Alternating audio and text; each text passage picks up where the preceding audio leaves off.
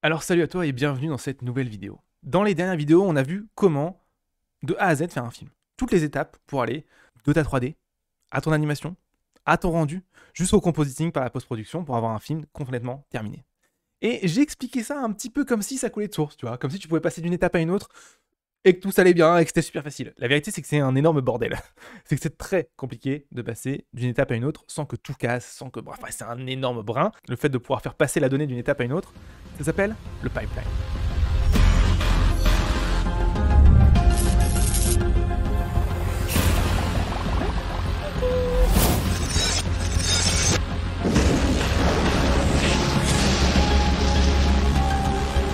Alors le pipeline, qu'est-ce que c'est quoi? Il faut bien comprendre déjà ce que ça veut dire pipeline en anglais. En fait, ça veut dire tuyau. C'est un espèce de gros tube où tu fais passer un max de trucs, genre des ressources, de l'information, de l'électricité, de l'eau, ça peut être n'importe quoi. Donc, tu vois déjà à quoi ça sert un pipeline. Ça sert, dans la vraie vie, dans le monde réel, à faire passer une ressource ou une information d'un point A à un point B. C'est pas plus compliqué que ça. Et bien en 3D, c'est exactement la même chose. Ça sert à faire passer une information d'un step A à un step B. C'est tout. C'est vraiment super simple. Par contre, le concept, en fait, la mise en place de ton pipeline, lui, elle est vraiment difficile. Pourquoi? Parce qu'en fait, la plupart du temps, les logiciels utilisés à chacune des étapes ne parlent pas la même langue. Donc comment tu fais? Alors, si tu veux opter pour un pipeline extrêmement simple, souvent ce que tu utilises, c'est des formats qu'on appelle standardisés. Les formats standardisés, c'est quoi? C'est des formats en fait qui sont compris et qui peuvent être importés et exportés par quasiment tous les logiciels. Je pense notamment à l'OBJ, le FBX, l'USD, l'Alembic, il y en a d'autres. Ça, c'est la première étape que tu peux faire. Donc, si à chaque fois, tu as un format standardisé qui reprend les informations dont tu as besoin entre chaque étape, du coup, voilà. Tu as un pipeline, il est très simple, mais il fonctionne. Un autre outil que tu peux utiliser, c'est simplement un logiciel qui s'occupe de toutes les étapes. Si tu as un seul et même logiciel qui fait toutes les étapes, tu peux travailler avec seulement le format de logiciel, et là, tu vas garder toutes les infos.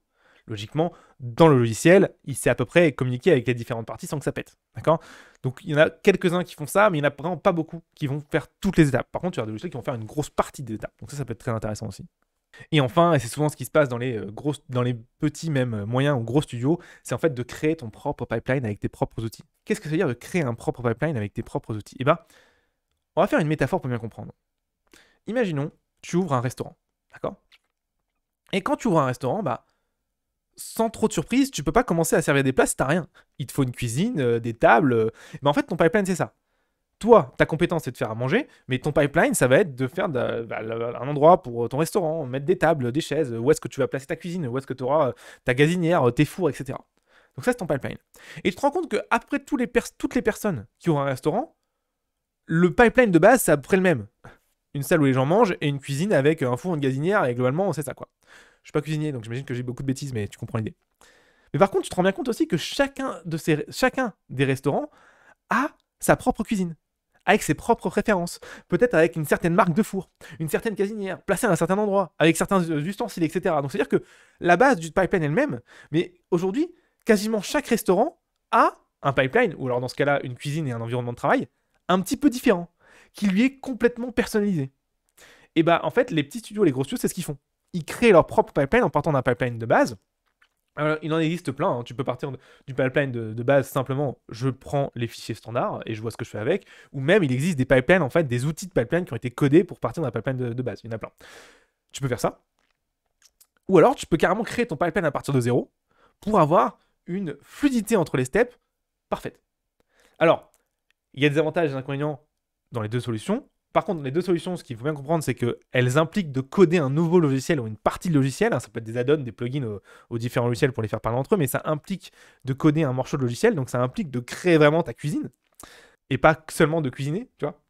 Là, dans la métaphore, du coup, créer la cuisine, c'est coder le logiciel de pipeline. Cuisiner, c'est simplement faire de la 3D. Et du coup, c'est pour ça que quand tu es seul, souvent, on va pas s'embêter à créer notre propre pipeline. Parce que, déjà, si tu as envie d'être artiste 3D, t'as pas forcément envie de coder, hein, même si ça peut être une très très très bonne compétence à avoir. Mais du coup, tu vas prendre un truc qui existe déjà, et puis tu vas copier-coller dessus en fait. Mais par contre, ça c'est l'avantage du pipeline. Le deuxième avantage du pipeline, c'est comme on est en logiciel, en fait, ça te permet d'automatiser des tâches qui sont parfois très chiantes. Genre, imaginons que tu travailles avec des formats standards.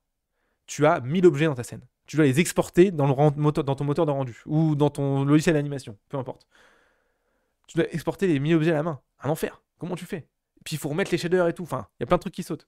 Si tu as un pipeline, tout ça peut être fait automatiquement. Et du coup, tu vas gagner un temps monstrueux. Et du coup, le pipeline, ça sert à automatiser. et à accélérer en fait le circuit de production. D'accord? L'idée, c'est vraiment de maximiser le temps passé à chacune des étapes et de minimiser le temps passé entre les étapes. Parce qu'il faut savoir que sur tes premières productions, que tu sois seul ou pas d'ailleurs, si tu n'as pas de pipeline ou que tu as un pipeline très basique, tu vas voir que le temps à passer entre les étapes, donc à passer d'une étape à une autre, va quasiment être plus long que le temps dans les étapes. Tellement c'est chiant. Par contre, quand tu as un pipeline en place, donc un système rodé, construit pour toi, avec des boutons d'automatisation, etc., et ben le temps entre les étapes devient de plus en plus court. Et ça te permet de faire des productions beaucoup plus rapides et de bien meilleure qualité parce que tu peux passer plus de temps dans la création. C'est ça le pipeline. Le pipeline, c'est une étape, enfin c'est même pas une étape en fait, c'est un système dont personne ne parle, ou très peu de personnes.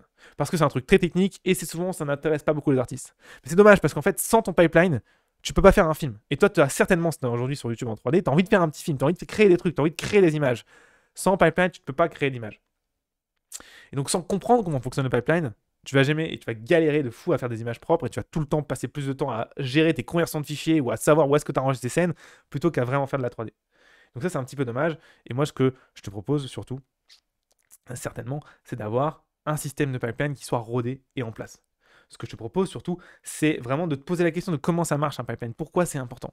Je donne un exemple très concret. Tu connais certainement la série Arcane, qui est sortie sur Netflix, qui a été réalisée et produit, enfin, qui a été produit par les gens qui font League of Legends et réalisé par Fortige Productions, qui est une boîte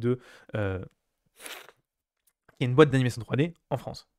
Et bah, dans cette boîte, sur cette production qui a duré, je crois, 4 ou 5 ans, les seules personnes qui sont restées pendant toute la prod, c'est les pipeline TD. Donc ce sont ceux qui se sont occupés du pipeline. Pour te dire à quel point ce poste est important. Ce qu'il faut bien comprendre, c'est que sans le pipeline, le film ne sort pas. Tout se pète la gueule. En fait, il faut que tu imagines qu'un film, c'est un petit peu un sac de bouffe. Tu vois, tu vas avoir des œufs, tu vas avoir du lait, etc. D'accord? Tu as un sac de bouffe. Et si tous tes éléments, ils sont comme ça, à l'air libre, et ben ils tombent par terre et ils cassent. Tu vois. Bah, le pipeline, en fait, c'est la ficelle qui va les lier entre eux pour pas qu'ils tombent et qu'ils fonctionnent ensemble. Sans la ficelle, il se passe rien. Tu vois. Je sais pas si la métaphore va très bien, mais je pense que tu comprends l'idée. Donc le pipeline, c'est vraiment super important. Et bien justement, ce que je te propose à la fin de cette vidéo, comme tu as déjà certainement fait le petit exercice de la TAT que je propose à chaque fin de vidéo, je t'en propose un autre aujourd'hui. Je te propose de télécharger et de apprendre à utiliser mon outil de pipeline. Mon outil s'appelle Map et c'est un outil qui permet de gérer ta production avec un système nodal. Alors tu te dis, oh, ça fait peur et tout, mais non. En fait, l'idée, c'est d'avoir tes scènes dans des nœuds et les lier entre elles pour pouvoir avoir un projet totalement cohérent et que tout fonctionne bien. C'est un outil que j'utilise moi en production depuis déjà plus de 5 ans, d'accord, qu'on a créé en interne à Motion Live pour avoir des productions qui aillent plus vite et qui ont les moins de galères en pipeline. Il est totalement gratuit. Tu peux le télécharger en cliquant ici et il y a un cours en plus de 7 jours qui t'explique comment l'utiliser et comment mettre en place ton propre système de pipeline qui fonctionne et que tu n'aies pas de galère. C'est vraiment cool, c'est relativement simple et c'est hyper libérateur, tu vas le voir, tu vas plus jamais passer ta vie à chercher des putains de fichiers au lieu de faire de la 3D. Donc je te dis à tout de suite sur la formation de Map.